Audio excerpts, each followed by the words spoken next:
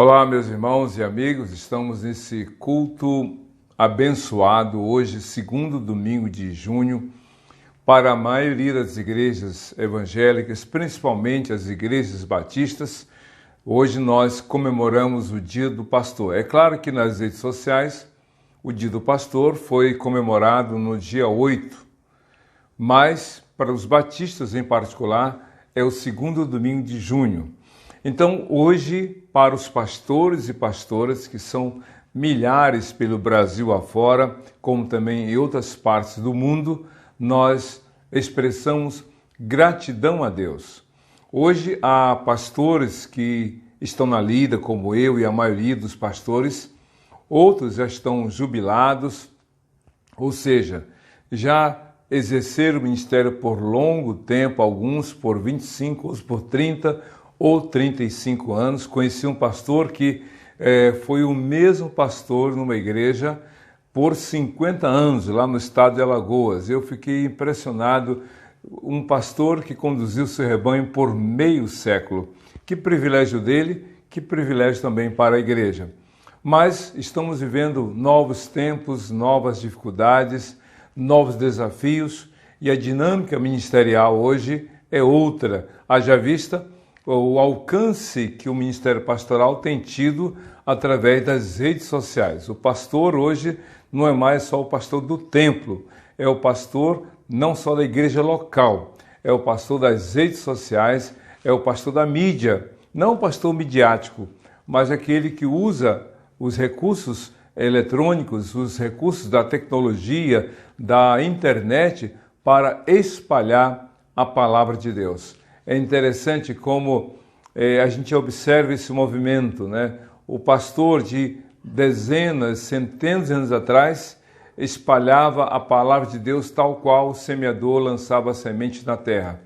Hoje o pastor moderno espalha a palavra de Deus através não de sementes, numa comparação, mas em dados, através de informações que são transmitidas nas redes sociais. O que importa é que, de uma forma ou de outra, nós comunicamos a palavra de Deus. Então, aqui, a gratidão a Deus, em primeiro lugar, pelo chamado, pela conversão e pelo chamado que Ele fez a mim, em Cristo Jesus. E eu também sou muito grato a Deus, porque há homens e mulheres de Deus comprometidos em pregar tão somente a palavra de Deus.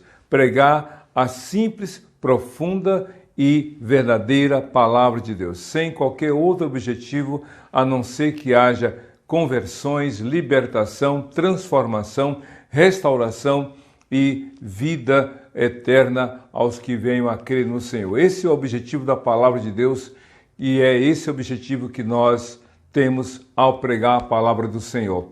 E eu também sou grato a Deus pelas ovelhas que Deus me deu para pastorear, porque não tem sentido o pastor que não tem rebanho. O pastor que exerce o ministério o faz porque há um rebanho para pastorear, um rebanho para cuidar.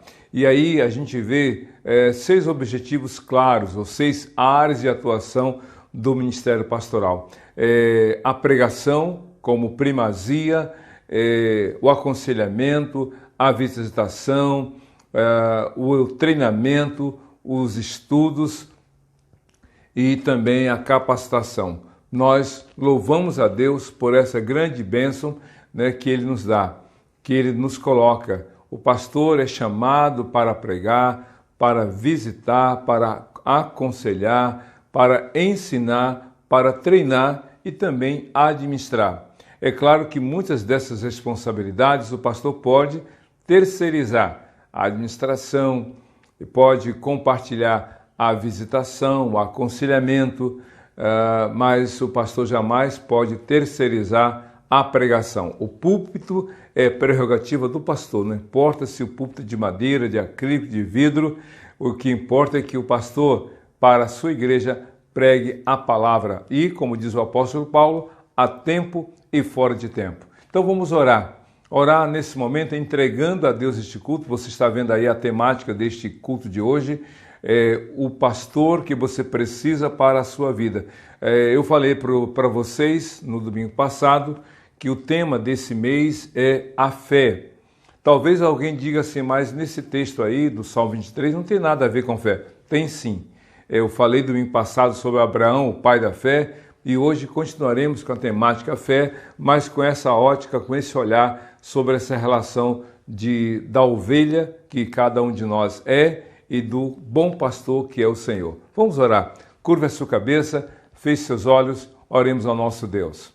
Deus de amor, de graça e bondade, muito obrigado pela tua fidelidade, pelo teu grande amor por todos nós. Que tu renoves a nossa fé e que tu, ó Deus, sustentes a vida de todos nós na tua palavra que vem do Senhor. Que nesta ocasião em que nós adoramos e cultuamos o teu santo nome, tu recebas o nosso louvor, a nossa adoração, a nossa gratidão, mas que também seja uma grande oportunidade para ouvirmos a tua palavra e por ela sermos desafiados a continuar crendo em ti e a depender de ti. É o que nós te pedimos, orando também novamente pelos enfermos, pelos doentes, pelos, ó Deus, desassistidos em função de tantas dificuldades, os desalentados, sem emprego, aqueles que estão doentes nos hospitais, em casa. Oramos também por seus familiares, colocamos em tuas mãos os profissionais da saúde, médicos, enfermeiros, instrumentistas, anestesistas, como também da saúde mental, psiquiatras, psicólogos, psicanalistas. Ó Deus, tenha compaixão de cada um de nós e que tu renoves a nossa fé no Senhor. É o que nós te pedimos e já te agradecemos, em nome de Jesus. Amém e amém. Nós teremos, antes da mensagem pregada, uma breve participação musical e você pode louvar a Deus preparando seu coração para a palavra que você vai ouvir. Mas também quero dizer para você, você que é membro da PIB da Barra em Duque de Caxias, você pode entregar o seu dízimo através do banco, seja depósito ou transferência. Banco Itaú, agência 9165, conta corrente 26152, dígito 1, chave Pix, prclarquebarros@gmail.com. E também você que não é membro da PIB da Barra em Duque de Caxias, mas quer somar, quer cooperar, quer também abençoar a nossa vida, a nossa igreja, que Deus te abençoe então contribuindo. Para os que estão em grupo de risco, que ainda não receberam nem a primeira ou não receberam a segunda dose, por essa razão ainda não sai de casa, você tem essa bênção, esse privilégio de fazer a sua contribuição, de dar a sua contribuição através do depósito ou transferência bancária. Que Deus abençoe a sua vida. Vamos ouvir a música e depois a pregação da palavra de Deus.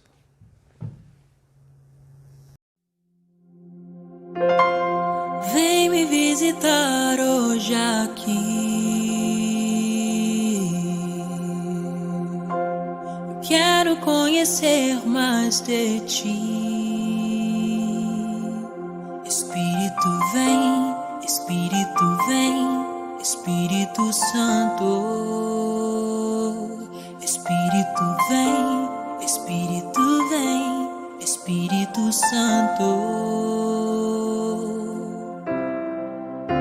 Eu quero viver algo novo. Faz meu coração arder de novo, fazendo todo medo desaparecer, trazendo sobre mim um novo amanhecer. Eu quero viver algo novo. Vem me visitar hoje aqui. Eu quero conhecer mais de ti. Espírito vem, Espírito vem.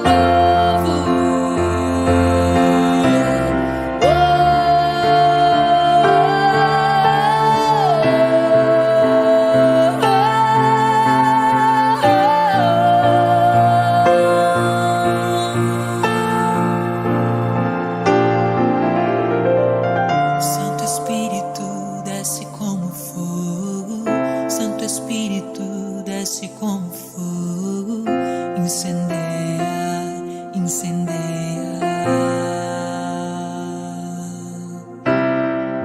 Santo Espírito, desce como fogo.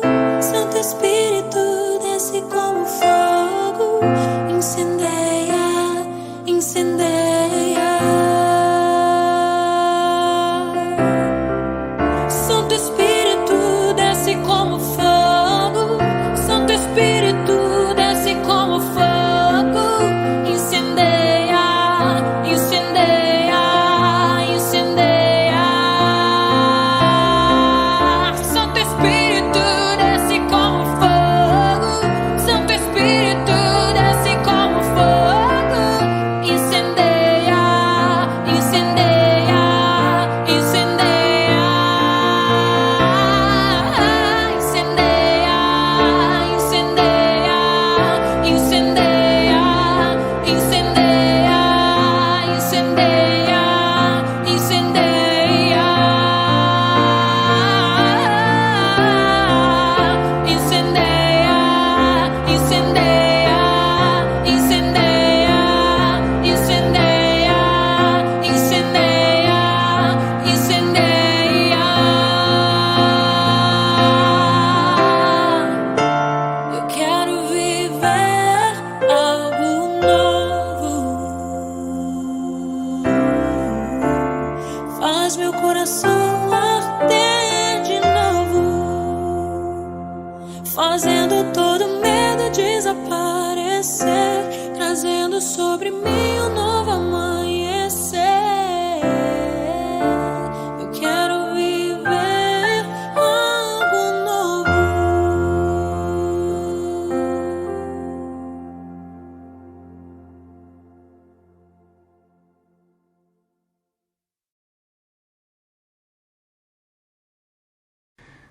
Muito bem, creio que Deus já preparou o seu coração para a mensagem nesta hora. Como falei antes, o tema é o pastor que cuida da sua vida.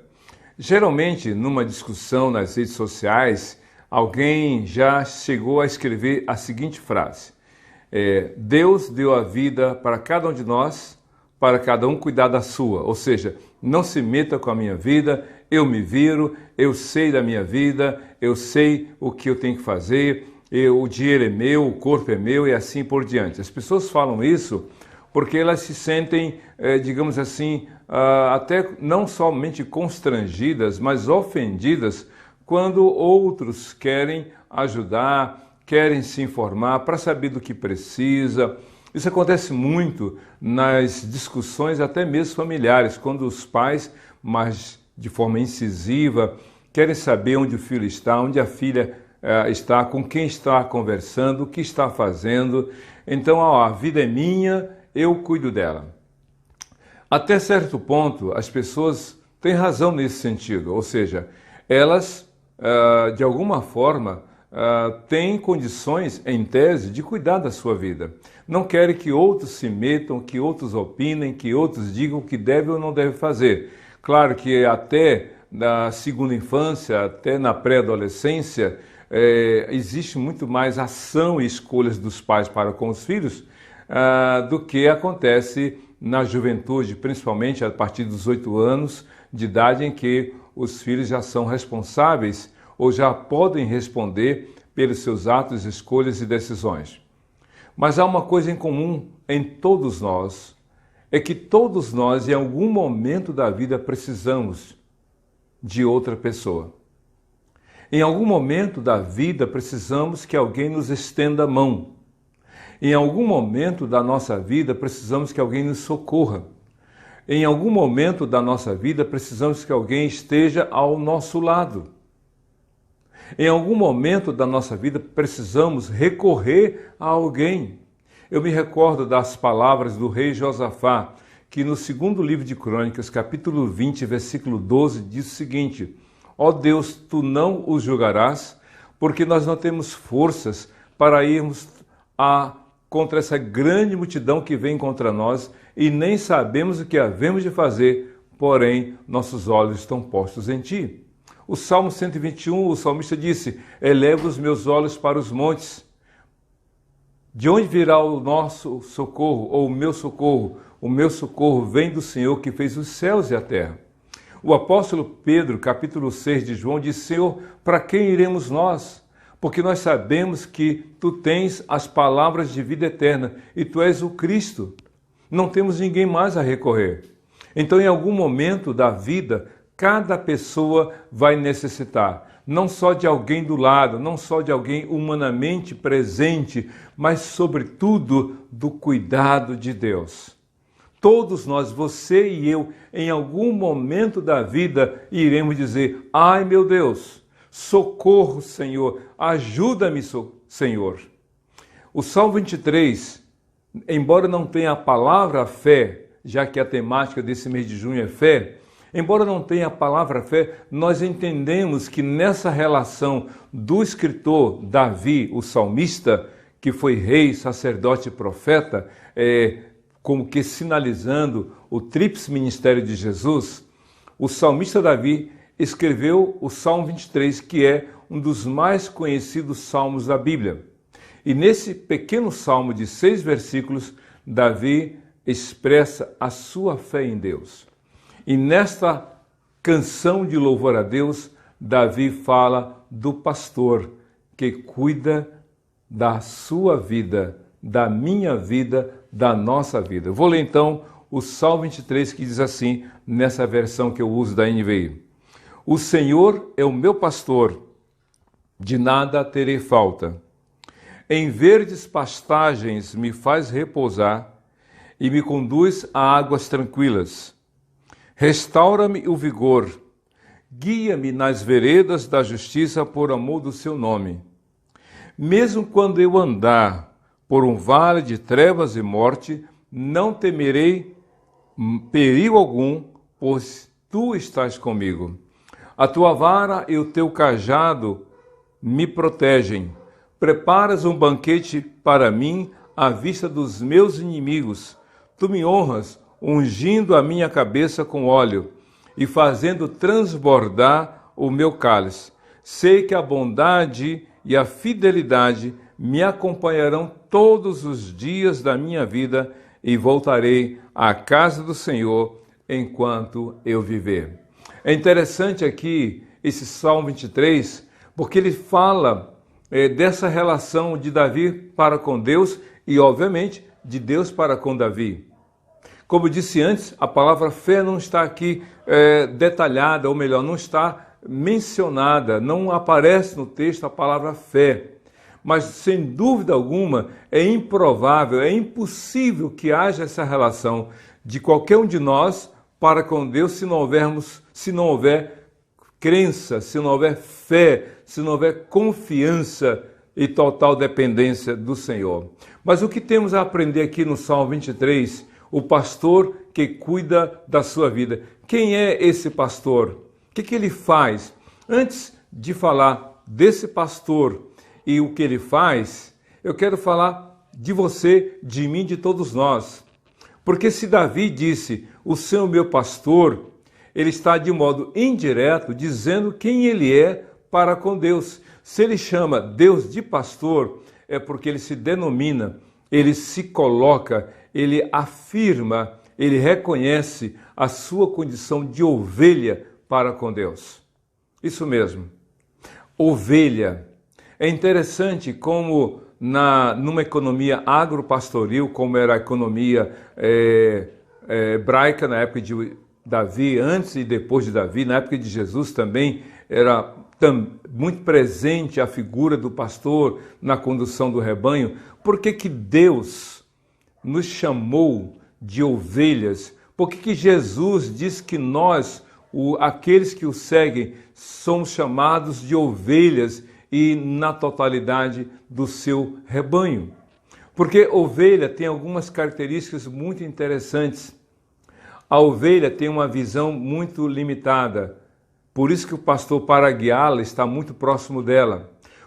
A ovelha, por uma outra característica, tem uma dependência, tem uma dependência e uma interdependência. Vou explicar. A ovelha depende das outras ovelhas, por isso que elas andam juntas, é o rebanho.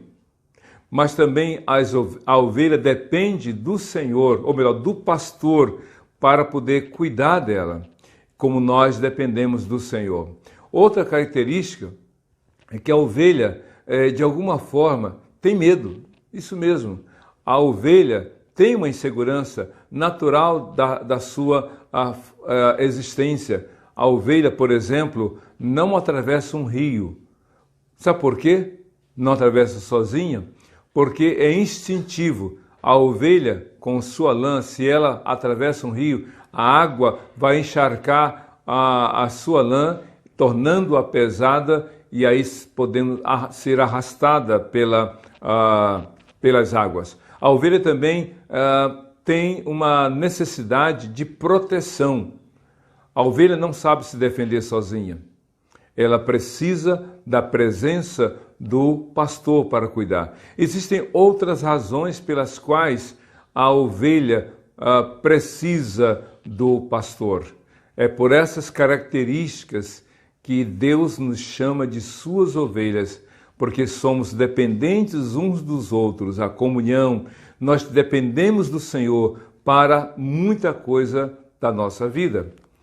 Então, veja só, não foi por acaso que o próprio Deus chamou cada um dos seus servos de ovelha e chamou todo o seu rebanho, ou melhor, todo o seu povo, do rebanho do Senhor. A igreja de Jesus é composta por homens e mulheres de Deus, também chamados de rebanho do Senhor.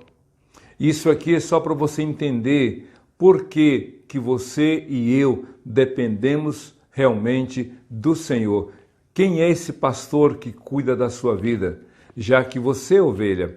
É claro que há ovelhas que não querem ser cuidadas. Há ovelhas que, de alguma forma, dizem, eu sou independente, eu sou autônoma.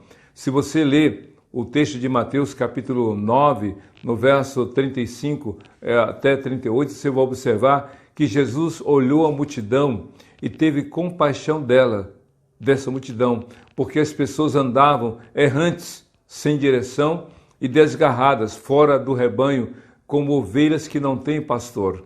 Realmente há um segmento, há um grande grupo de pessoas que, por escolha pessoal, por decisão individual, não querem ser cuidadas pelo bom pastor que é o Senhor. É opção, é escolha. Deus não é impositivo, não é autoritário. Ele é o bom pastor, mas ele só cuida daqueles que realmente o buscam e dependem dele de todo o coração. Mas por que Deus, então, o Pai, o Criador, e Jesus, o Filho, o Salvador, ambos agem como pastor da nossa alma? Por que ele cuida da gente? O que ele faz? Uma coisa interessante é que Deus, como o bom pastor, o Senhor, como o bom pastor, cuida da sua vida, oferecendo-lhe provisão para a sua vida. Ele providencia ou ele oferece provisão. Diz aqui o texto, o Senhor é meu pastor, de nada terei falta. Ou seja, Deus olha para você e para mim, Ele sabe o que está faltando na sua vida. Pode ser que você diga, eu não preciso de coisa alguma, eu tenho saúde, eu tenho emprego, eu tenho trabalho, tenho família, tenho casa, tenho carro, tenho um lugar para o lazer. Pode ser que você, humanamente falando, não tenha nenhuma necessidade. Mas é um equívoco nós acharmos que só é necessitado aquele que não tem um pão, aquele que não tem um alimento, que não tem uma veste melhor, um calçado melhor, um meio de transporte próprio. Não é isso. A Bíblia fala de Zaqueu, que era um homem rico, poderoso, chefe dos publicanos. Você não tinha mais posição para alcançar na sua vida, para almejar. Porém, ele teve em seu coração uma profunda necessidade de conhecer Jesus. Ele se expôs publicamente e ele era muito rico e foi buscar o Senhor Jesus. Na outra ponta a gente vê Jairo, um homem de posse, um homem de posição na sociedade, líder da sinagoga, um dos líderes, porém tinha uma filha enferma. Ele estava bem, mas a filha doente. Ele recorreu a Jesus. O jovem rico, que tinha uma grande herança, que tinha muitos bens, e ele disse: Senhor, o que devo fazer para herdar a vida eterna? Percebeu? Todos nós precisamos de Jesus.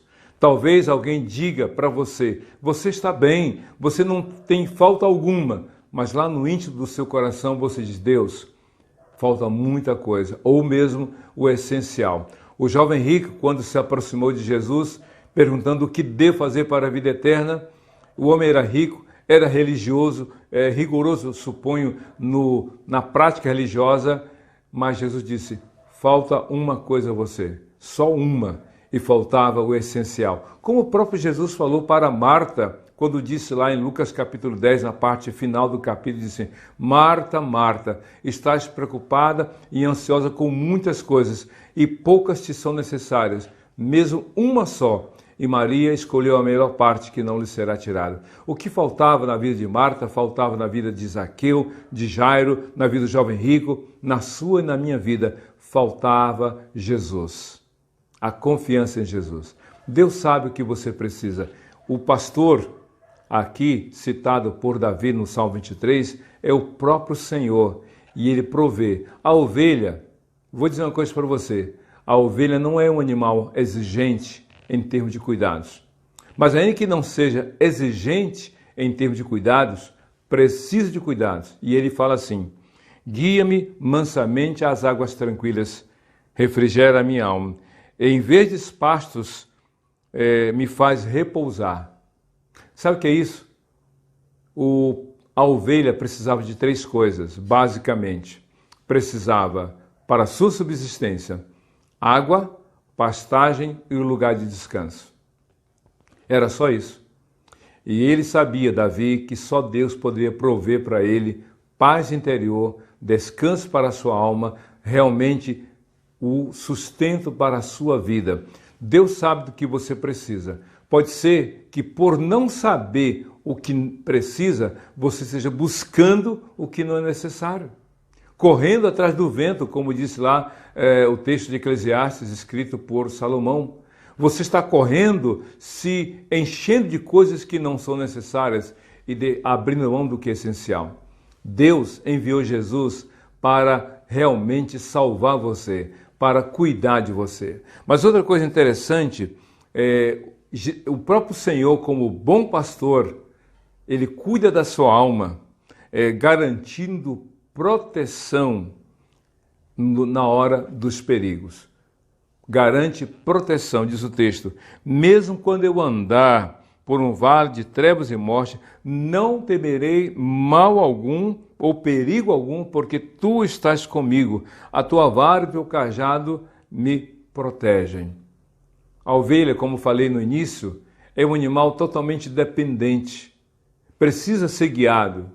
E guiado pela presença física ali, a ovelha vendo o pastor, guiado pela voz do pastor. Quando não é possível ver, ela escuta e pela voz ela identifica que o pastor está ali e ela é guiada por ele. O Senhor Deus disse para Davi: eu não vou evitar alguns perigos, eu não vou evitar algumas dificuldades, mas ainda assim eu vou estar presente na sua vida sempre. A palavra de Deus em Mateus capítulo 1, quando o anjo foi explicar para José que Maria, sua noiva, estava grávida do Filho de Deus, o Salvador, grávida, o Espírito Santo agiu na vida dela e ela tinha em seu ventre o Salvador, o Filho de Deus. A Bíblia diz que José, não entendendo aquilo, não sabendo a razão de tudo aquilo, queria deixá-la secretamente, romper o noivado, assumindo um erro que achava que deveria fazê-lo. E enquanto ele arquitetava tal plano, o anjo chegou até ele e disse: José, o que acontece? Maria está grávida. O Espírito Santo gerou nela o Salvador, o Filho de Deus. E então o nome dele será Emanuel, que quer dizer Deus conosco. Jesus é o Deus conosco, mas Ele é o Deus presente na vida daquele que o busca de todo o coração. Jesus disse lá em Mateus 28, versículo 20, e eu estarei com vocês todos os dias até a consumação dos séculos. Em Hebreus 13, versículo 5, o escritor repetiu o que Deus havia falado para Josué no capítulo 1, versículo 5. Nunca te deixarei, nunca te abandonarei. Ainda que você ande pelo vale da sombra da morte, não temerei, porque tu estás comigo. A tua vara e o teu cajado me protegem. Não temerei perigo algum. Estamos em plena pandemia, com risco de terceira onda e muitas outras dificuldades, mas a gente pode ter um sono tranquilo pela presença do bom pastor que é Jesus. Mas outra coisa que ele faz, esse pastor que cuida da sua vida, é aquele que lhe ensina a lidar com adversários / adversidades. Isso mesmo. É aquele que lhe ensina a lidar com adversários e adversidades. Aqui diz no versículo 5 de Salmo 23, preparas um banquete para mim à vista dos meus inimigos. Tu me honras, ungindo a minha cabeça com óleo e fazendo transbordar o meu cálice. Coisa muito triste é você saber que há alguém que não gosta de você. É triste, mas é verdade. Mas o pior não é não é só saber que alguém não gosta de você. É saber que há alguém que deseja o seu mal.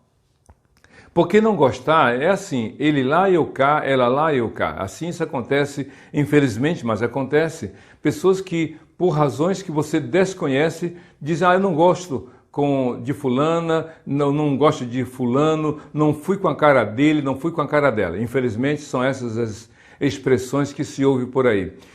E aí, o que acontece? Você não sabe quem é, você não sabe o que aconteceu. Tem pessoas que nas redes sociais dizem, eu não gostei de fulano e tal. Mas o pior de tudo isso é quando alguém abre a boca e diz, eu odeio fulano. Eu odeio fulana. E o pior, alguém, se eu puder, eu vou destruir. Eu vou acabar com a raça. Alguns dizem, infelizmente, termos e expressões muito pesadas. Eu vou acabar com essa pessoa. O adversário é isso. Não gostar é uma coisa passiva. Ser adversário é levar a pessoa a uma ação ativa, a uma ação contundente de trazer prejuízo, de trazer situações.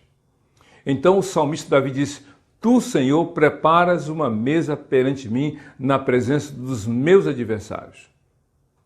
Eu creio que Deus está dizendo aqui nesse texto que Ele é tão maravilhoso, que Ele é um pastor tão extraordinário que nos ensina a lidar com essas pessoas e situações de adversidades.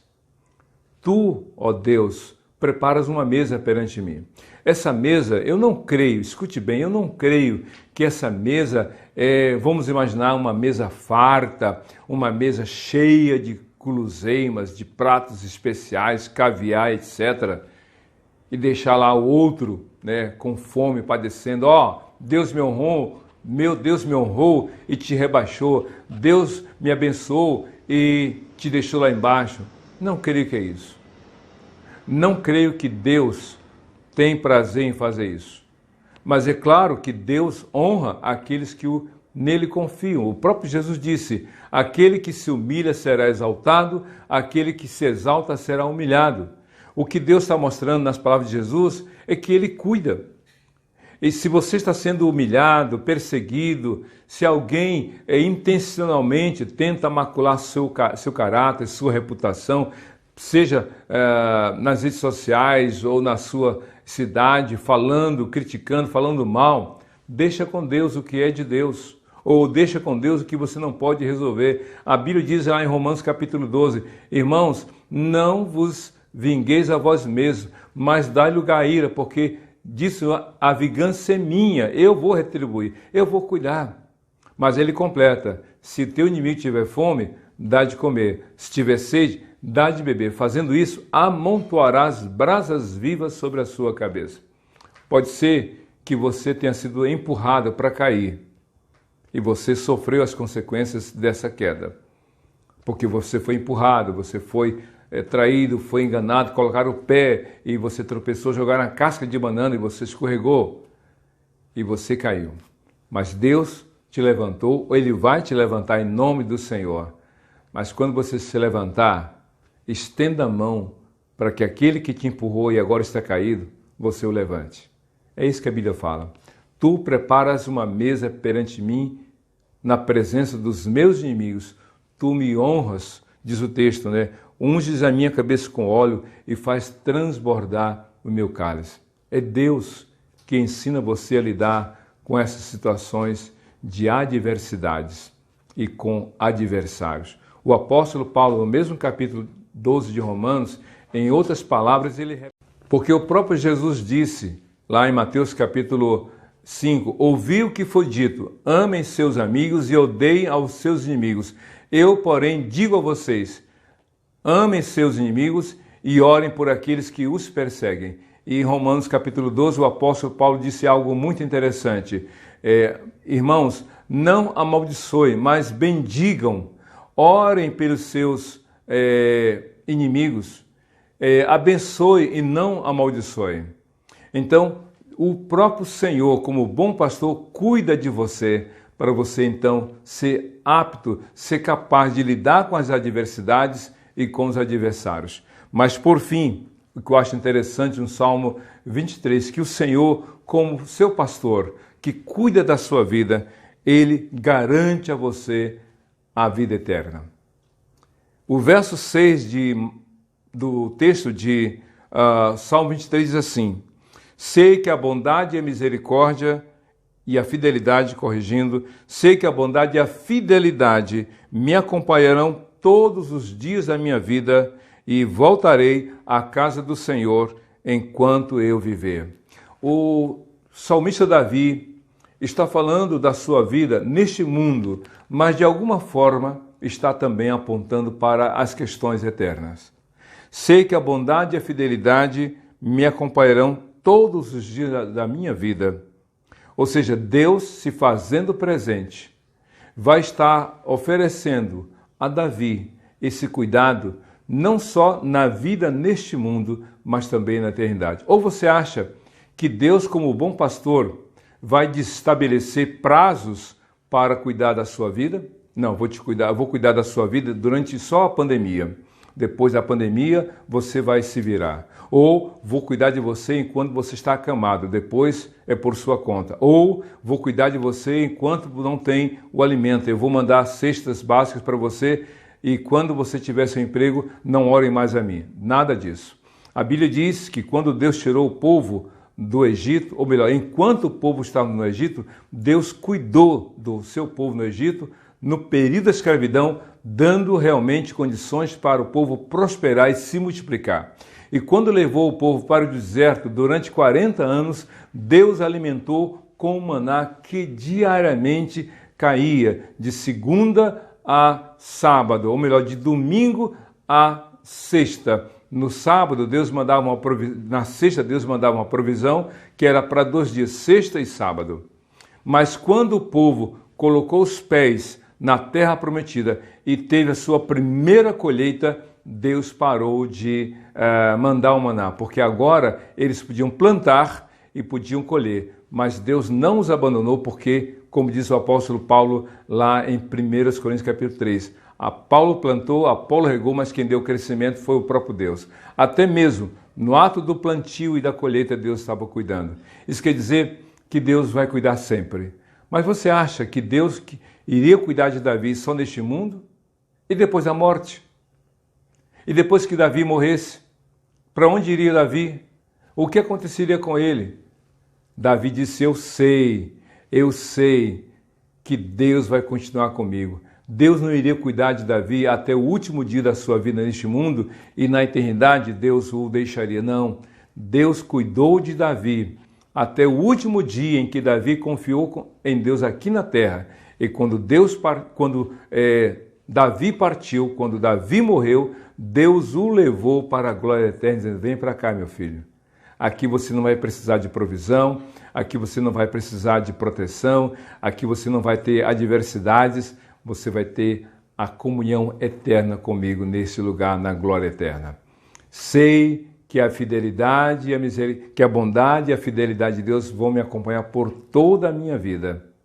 E o Senhor vai cuidar de mim, o Senhor vai me assistir. Por isso, nesta hora, se aproximando do final desta reflexão, eu quero então levá-lo a ponderar. Quem cuida da sua vida? Quem está dando a você realmente o cuidado que você tanto necessita? Você é uma ovelha. A questão toda é se você é uma ovelha distante do Senhor ou que está sob o cuidado dele. Se você está longe, Deus não tem como cuidar.